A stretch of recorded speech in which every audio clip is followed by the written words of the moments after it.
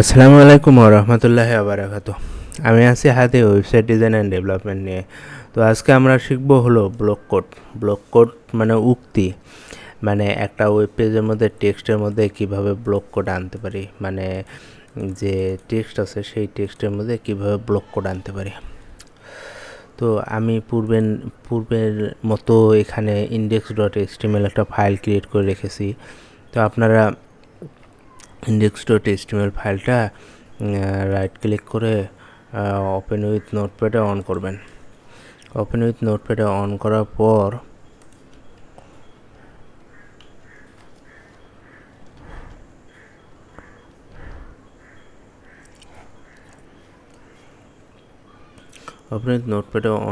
পর আমরা এখানে বডি ট্যাগের ভিতরে কিছু টেক্সট নিয়ে আসবো।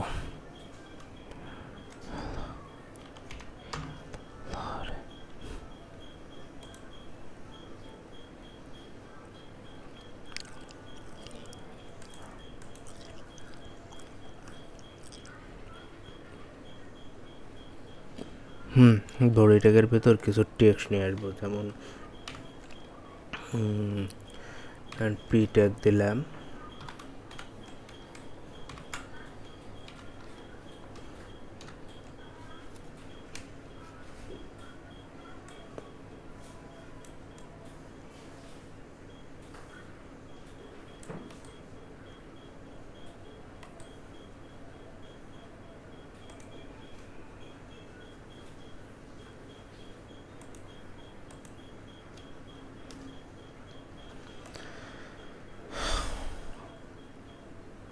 হ্যাঁ, তা কিছু টেক্সট নিয়ে এসেছি।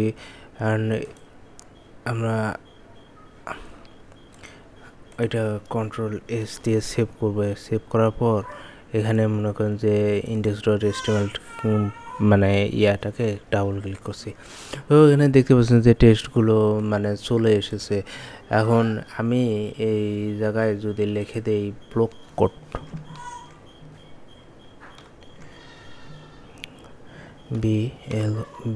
Block code BLOCK block QUOTE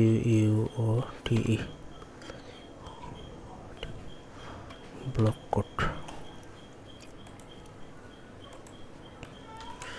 BLOCK block QUOTE block code.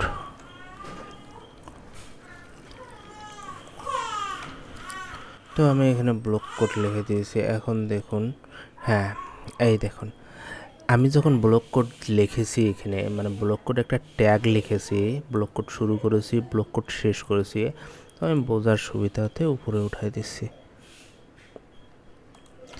হ্যাঁ, এই যে এখানে আমি যখন ব্লক কোড লিখেছি, ব্লক কোড ট্যাগ লিখেছি, মানে তখন কিন্তু এখানে কিছু একটা গ্যাপ তৈরি হয়েছে, মানে টেক্সটের ব্রাউজারের দুই সাইডে। তার মানে এই গ্যাপটা হলো ওই ব্লক কোড লেখার ফলে এসেছে। আসলে মানে ওই যে কিছু টেক্সট থাকে না, যে উক্তি দেয় সেই রকম, মানে টেক্সটের মানে উক্তি ব্লক কোড লেখার ফলে ওখানে মানে কিছু জায়গা ইয়া করে রেখেছে। আবার মনে করেন আমি যদি এই পি ট্যাগের ভিতর যদি লিখে দেই কিউ ট্যাগ,